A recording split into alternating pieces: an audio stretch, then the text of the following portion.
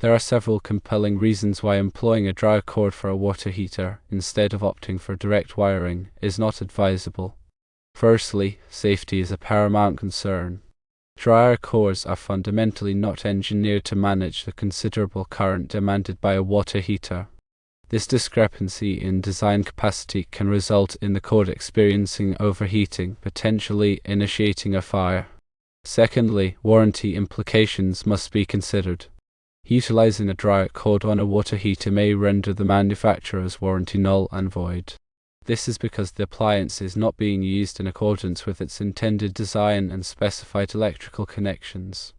Thirdly, efficiency comes into play. Dryer cords are inherently less efficient than direct wiring configurations.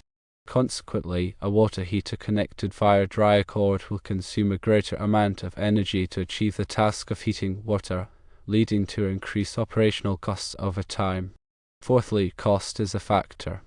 Dryer cords typically command a higher price point compared to the materials required for direct wiring. Therefore, from a purely economic standpoint, direct wiring represents the more financially prudent option. Beyond these core reasons, local codes and regulations often stipulate against the use of dryer cords for water heaters. These codes are in place to ensure electrical safety and adherence to established standards. To ascertain compliance with local regulations, it is always recommended to consult with a local building inspector before undertaking any modifications to your electrical infrastructure. A qualified inspector can provide guidance on the permissible wiring methods and ensure that your installation meets all relevant safety requirements. Now let's discuss in more detail the technical aspects related to why a dryer cord is not suitable for a water heater. A standard dryer typically operates on a 240-volt circuit, drawing a specific amount of amperage depending on its heating element and motor. The dryer cord and receptacle are designed to safely handle this amperage. A water heater also operates on a 240-volt circuit, but its amperage requirements can be significantly different from that of a dryer. If the water heater's amperage draw exceeds the capacity of the dryer cord, the cord will overheat. This overheating can melt the insulation around the wires, creating a short circuit and potentially starting a fire. Moreover, the terminals on the dryer cord and receptacle may not be rated for the higher temperatures generated by a water heater's constant current draw. This can lead to corrosion and eventual failure of the connection, further increasing the risk of fire. Direct wiring, on the other hand, involves connecting the water heater directly to the electrical panel using appropriately sized wires and circuit breakers. This method ensures that the water heater receives the necessary amperage without overloading any components. The wires used for direct wiring are typically thicker and have a higher temperature rating than those found in dryer cords, providing a greater margin of safety. The National Electrical Code, or NEC, provides specific guidelines for wiring water heaters, including the proper wire size, conduit requirement, and overcurrent protection. These guidelines are designed to minimize the risk of electrical hazards and ensure the safe operation of the appliance. Additionally, consider the grounding requirements for a water heater. A properly grounded water heater is essential for preventing electrical shock.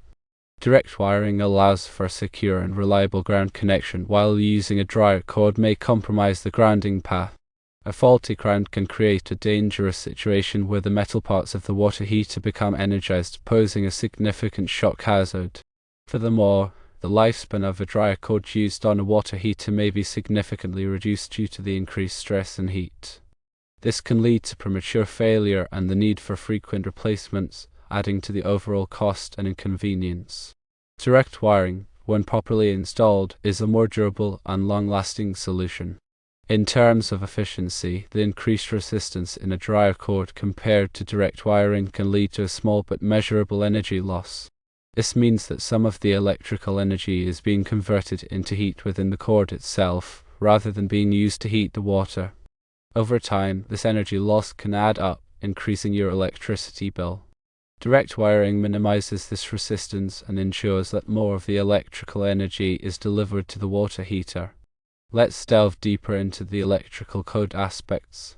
The NEC specifies the requirements for branch circuits that supply power to water heaters.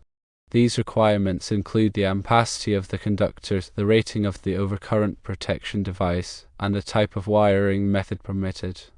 For example, NEC Section 422.13 requires that the branch circuit supplying a fixed electric water heater shall have a capacity not less than 125% of the nameplate rating of the water heater. This means that if a water heater is rated to 20 amps, the branch circuit must be rated for at least 25 amps. This ensures that the circuit can handle the continuous load of the water heater without overheating. The NEC also addresses the use of flexible cords and cables.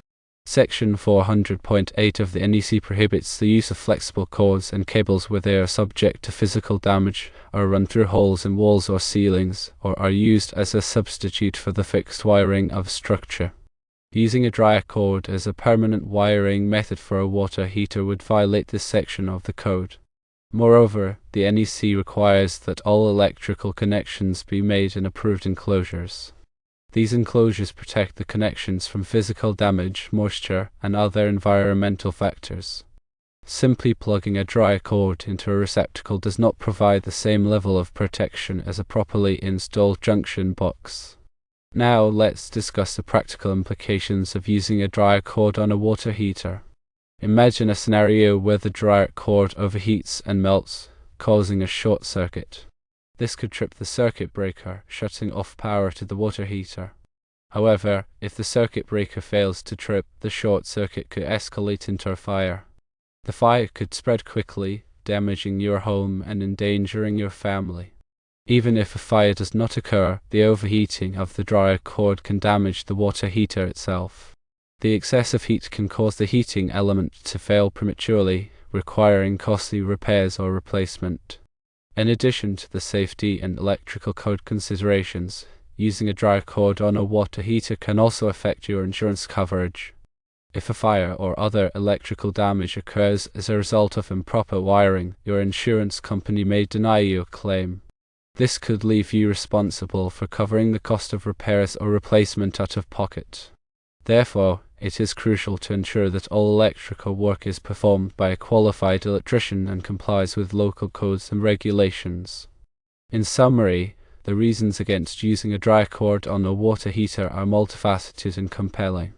They encompass safety concerns related to overheating and fire hazards, warranty implications due to improper use, efficiency considerations resulting in increased energy consumption, cost factors where direct wiring proves more economical, and adherence to local codes and regulations that prohibit such practices.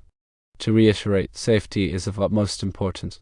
The insufficient current handling capacity of dry cords poses a significant risk of overheating and potential fires. Warranty considerations cannot be overlooked.